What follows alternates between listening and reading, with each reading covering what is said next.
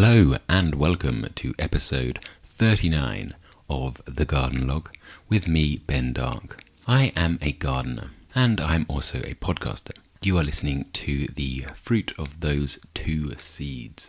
This week I am talking about lawns, not exclusively, but I do get into the roots and the science of things. I'm also talking about design decisions and why it's best to make them on a Monday morning. I'm talking about managing a slipway between woodland and cottage garden style planting. An exciting problem to have. And then there is a little bit about tree ferns, how I've been caring for them so far this year, and what I plan to do to toughen them up for the long night ahead. We are still in those lazy last days of summer. It's mid-August as I speak to you now. An indolent time of year, but winter is waiting in the wings, and it's time that the garden and myself started preparing for it. Right, that's enough about time's inevitable march. Let's get on and listen to episode 39 of The Garden Log.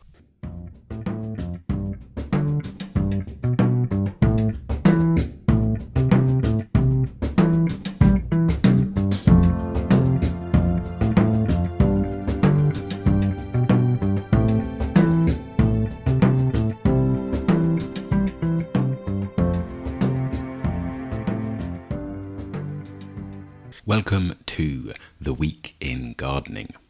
This week started with a bit of a change in the garden. I came in after a weekend away, a weekend that was, like all good weekends, full of profound and beautiful moments, the kind of weekend that makes you a better person.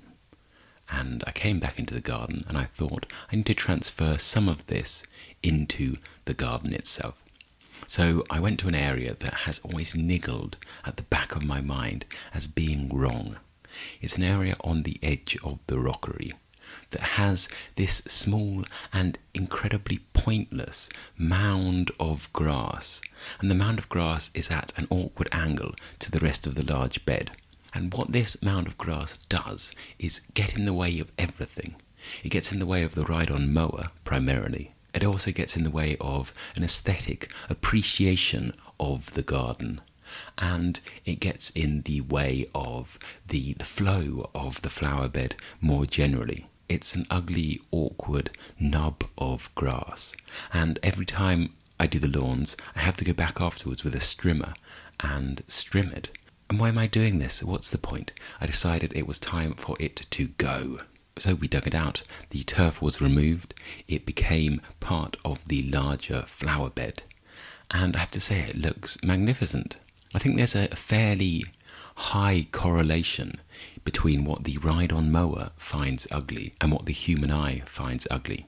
Because the ride-on mower works in large, generous sweeps, it has no time for fussy, fiddly little bits, and the human eye tends to agree with it.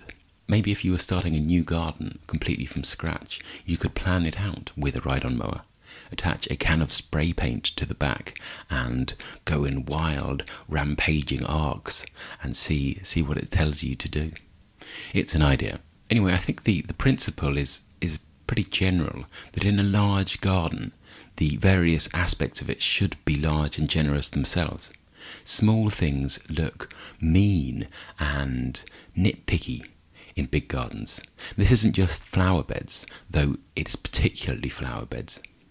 I sometimes visit people to give advice on their gardens, and often I find people who love lawn. And I tell them, why are your flower beds so small? And they say, well, we wanted to have as much grass as possible because we like to see the swathe of green.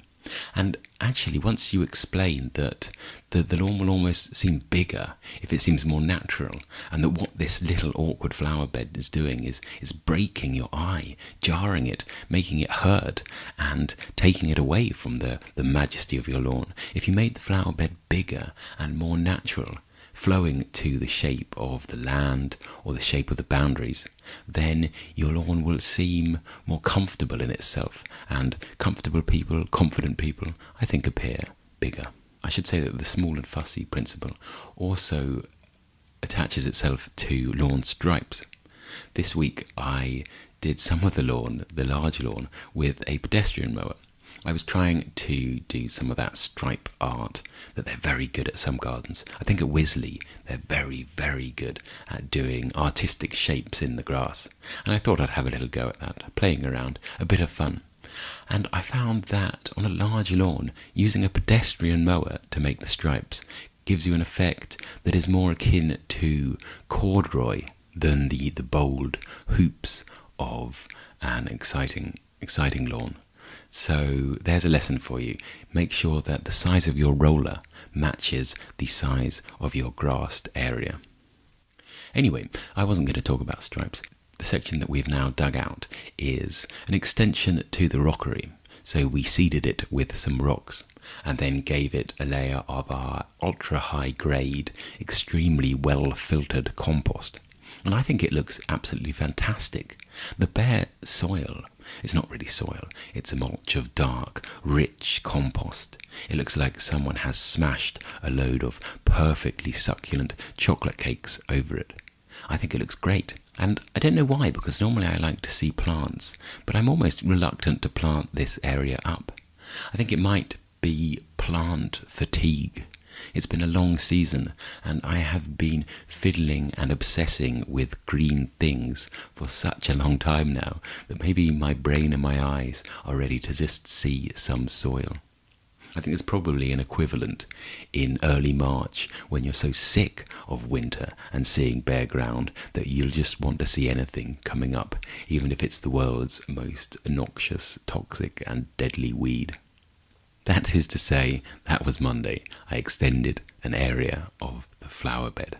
On Tuesday, I gave the tree ferns in the Triassic gardening a little bit more pampering. And I think the tree ferns this year have been one of the resounding successes.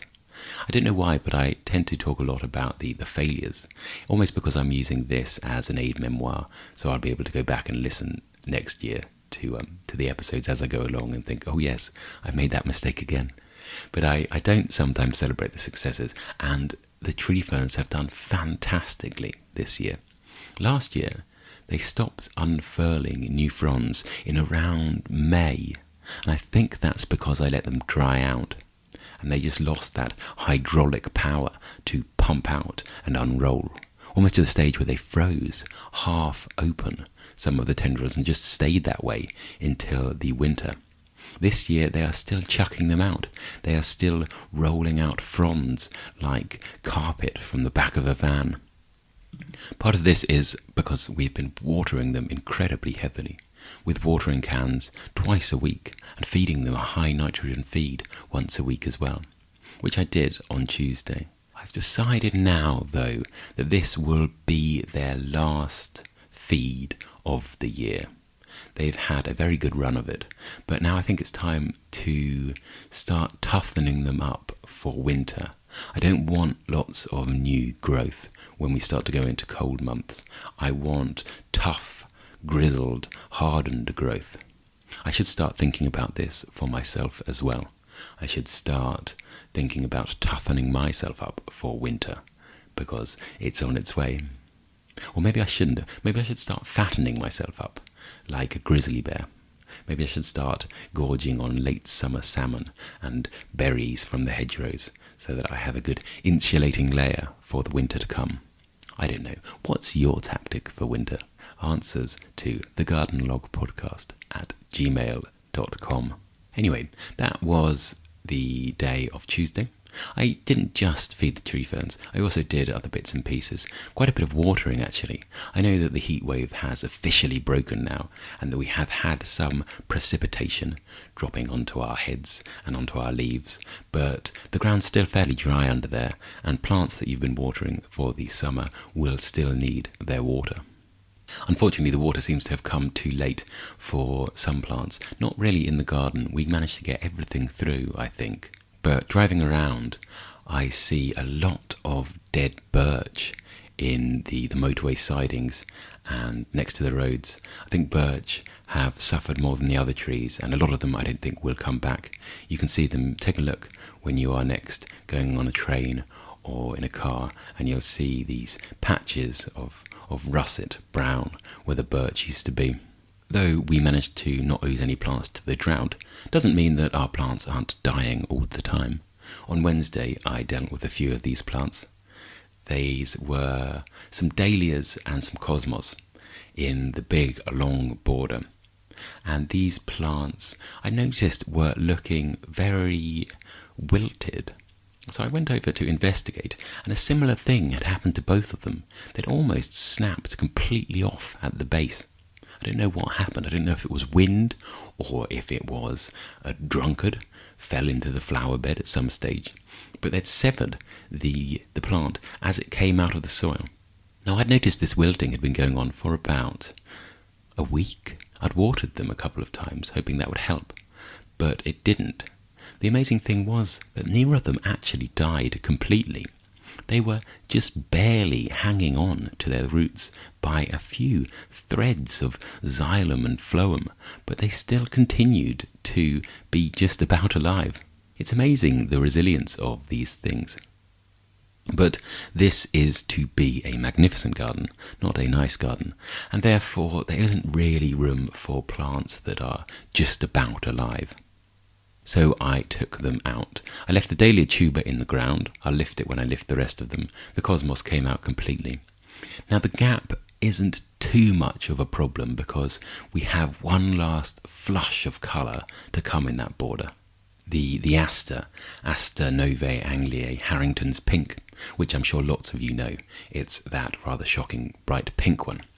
And that is going to fill in those gaps. It's not at the flowering stage yet. We're probably still a month away, but it's at the stage where it's sending out lots of the side shoots. It's bushing itself up, getting ready for that wonderful pink flush. And it also looks nice. Sometimes Aster's foliage, I think, can be a bit dull. I always think of them as a dull green covered in mildew. But Harrington's pink tends to be lighter, brighter, more vibrant green, and far, far less covered in mildew than many of the asters. So it looks good in that space. It looks like a plant that is a throwback from late May rather than mid-August. Oh, that we were all so young looking. On Thursday I started some planting, and this is a tricky bit of planting. It's an area that I was asked to plant up, and it's a strange transitional area, a liminal space, they would call it in the world of psychogeography. It's the transition between woodland and cottage garden in the part of the garden that's very prone to the deer, which also helps to restrict the plantings used. It's a bank that is covered in the most magnificent old hazels that had been fairly heavily coppiced in the past and have now grown out into these wonderful arching forms. And these need to gel with the deer and with the planting beyond. I didn't want anything fussy.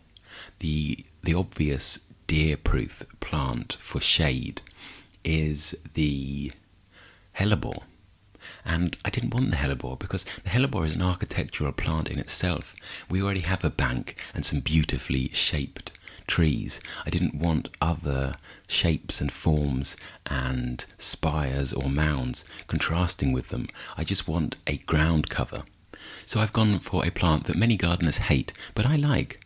I've gone for vinca, and I've chosen Vinca minor, the small-leaved and small-flowered version, and I've chosen the cultivar Gertrude Jekyll, which is very well known and easily available, but the key thing about it is that it is the white-flowered form. And I think that, which is evergreen and matte-forming, and will just keep low to the ground, won't distract from the natural shape of the bank and the shape of the trees, and it will also let through snowdrops and small daffodils in the spring, which will be the spring colour. It's unfortunate that that bank would be absolutely perfect for native primroses in the spring. They'd look so good with the hazel, but the deer will eat them all. They love primroses. They are very, very tasty plants. Snowdrops they don't like, vinca they don't like, and daffodils they absolutely abhor. So that was Thursday. The plants aren't all in. I think I probably planted about 70 or 80 of them. They're only little 9cm pots. I'll get a similar amount planted again next week, and then we'll let them form large colonies. And then it was Friday again. Amazing how the weeks rush away. At this time of year, people are often saying, well, there's not really much to do in the garden. But I find that I can't stop. I did some lawn work on Friday. The lawn contingent among you will be very pleased to hear this. Two discussions of lawn in 1 week. I think now that the grass is well recovered from its beating from the sun. We did irrigate and water a little, and it never truly crisped up. My ground at home is amazingly crisped up, and actually it went beyond the "oh, don't worry, grass is a tough plant, it'll recover" stage, and has gone to the "yes, you're going to have to reseed that all in the autumn" stage. But at work, the lawn generally survived, and now it is growing again with the vigour of a convict released and given a chance to live life again. But I'm slightly concerned about all of this new growth and about the time of the year. So, as we all know, autumn is the season of mellow mists and fruitfulness. And I do enjoy fruitfulness, and I do enjoy mellow mists, but to me, mellow mists also signify fungal diseases. They signify a bit of warmth and a lot of moisture. I'm particularly concerned about red thread in the lawn, that little fungal disease that you can tell by the little pink tinged strands within the grass. And I think that one of the best ways to combat a fungal disease is to increase the airflow. I think that's probably true of the fungal diseases of the human anatomy as well, given that. Anyway, the best way is to increase the airflow, and I decided to scarify the lawn. So that's taking up some of the thatch, the bits of old grass that have fallen down and fallen to the bottom of the lawn and are now just there lying about. The equivalent of all the stuff that comes out on the hairbrush when you brush your hair. And I wanted it lifted out so the air could get to the grass blades themselves. So I went over the whole thing with a scarifier. Our scarifier is a spinning wheel, like a cylinder mower, but instead of a cylinder, it has a drum with little wires attached to it, and it goes over the lawn and hoiks out dead grass and quite a few of the living grass blades as well, but there's no harm in that. As I say, it all increases airflow. If we're going to go back to talk about stripes, you get the most amazing stripes when you scarify, because striping comes from the grass lying down in different patterns, and you get a better stripe the longer the grass. So if you roll the grass without actually cutting it off, you get the most fantastic lines. That's a quick tip in case you find yourself facing a visit of the lawn committee at short notice. Anyway, I scarified the lawn, and I thought about feeding it, because there is a school of thought that says that healthy grass is better able to resist attack from fungus.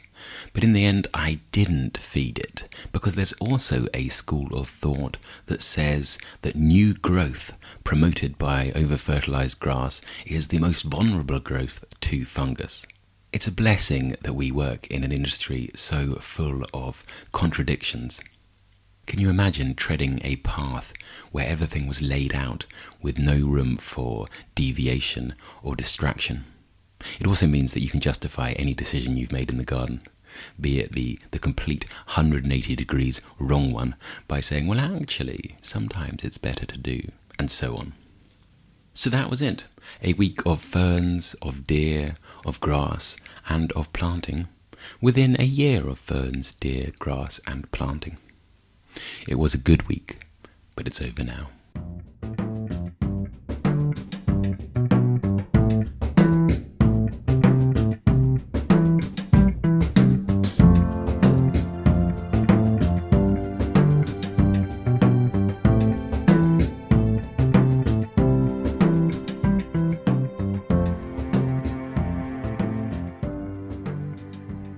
In search of inspiration, I have this week crossed the channel.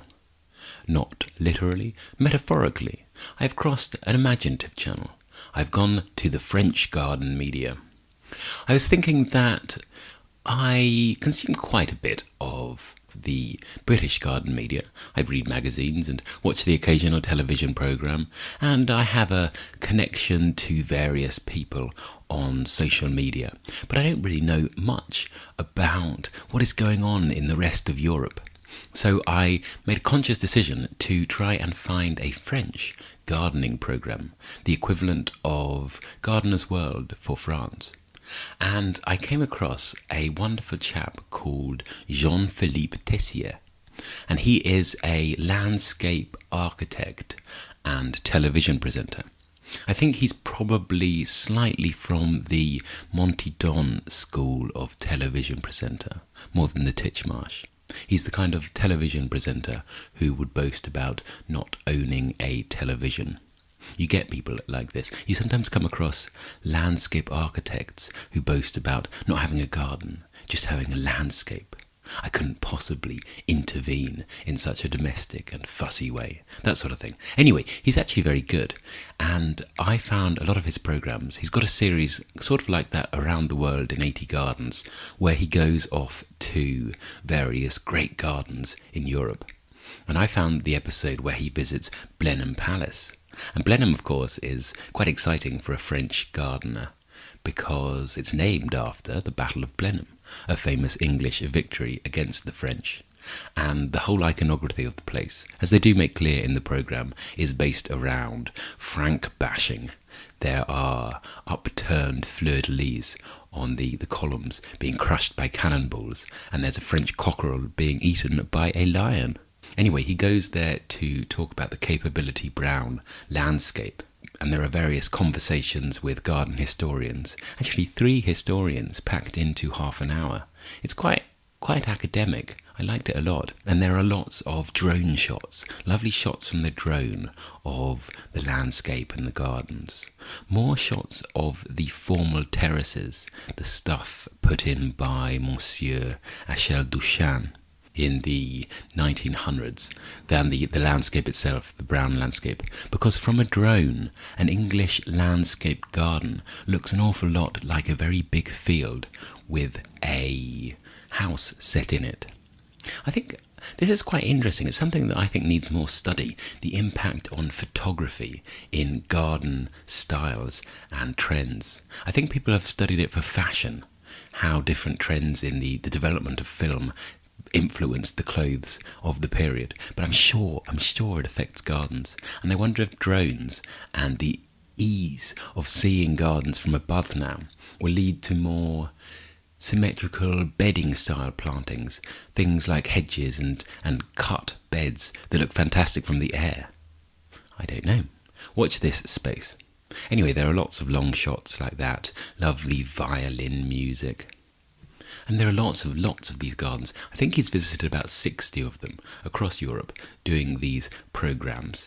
If you are in the mood to hear someone talk to you in French, the website I watched it on had English subtitles. But sometimes you just want a man to speak French to you while you look at pictures of green and glowing landscapes. I'm sure that there are better places to watch the programme. I don't know if you could buy a DVD or something. I watched it on a website called floratube.wordpress.com, which was fine, but every 10 minutes or so they stuck in an advert, which kind of broke you from your Gallic reverie. Hunt around on the internet. It's a very big place. Maybe you'll find Monsieur Jean-Philippe Tessier somewhere else. No other recommendations this week. If you've come across something interesting in the world of gardening or landscapes or anything really outside those windows of yours, then please do let me know about it. You can get in contact by email at thegardenlogpodcast@gmail.com, on Twitter where I am Gardener Dark, on Instagram where I am at Gardener Dark as well. I'm particularly interested in hearing slightly different voices And that doesn't necessarily mean issue-based commentators, but people who have a slightly different perception of gardens, people who look at things through the sides of their eyes, people who are maybe a little bit heretical, that kind of person. Let me know. I will obviously spend the next week desperately refreshing my inbox, searching for those recommendations, but I will also do some gardening. Next week, I think I can probably promise you some more planting. I'm going to be planting up some roses, I think. There's a new section of roses needed, and I'm going to be planting some more of the vinca. I'm also going to be replacing a few sections of dead and dying stuff. Though, as always, plans are subject to weather and change. We also need to get the tree surgeons in. There's a magnificent old beech that unfortunately has died. It's been killed by poor preparations in some building works. Building works that started well before I was on site, but they have compacted the roots and put up temporary site offices in porta cabins right on the middle of the root pan, and the thing, despite our best efforts, despite trying to get things moved off, is definitely dying. So next week maybe we'll get that taken down. Probably not. You know how it is, phoning tree surgeons, and they say, oh yeah, no, we'll be around next week. And then in 2 years' time, when you see them and say, like, oh yeah, no, we're hoping to get there next week. And then in another 6 months' time, oh no, honestly. So we'll see. Don't worry about it though. This is my burden to carry, not yours. So I hope you have a long and carefree week filled with fiddling around with plants, and I hope that you end up with a lot of soil under your fingernails. Until next time, thank you very much for listening, and goodbye.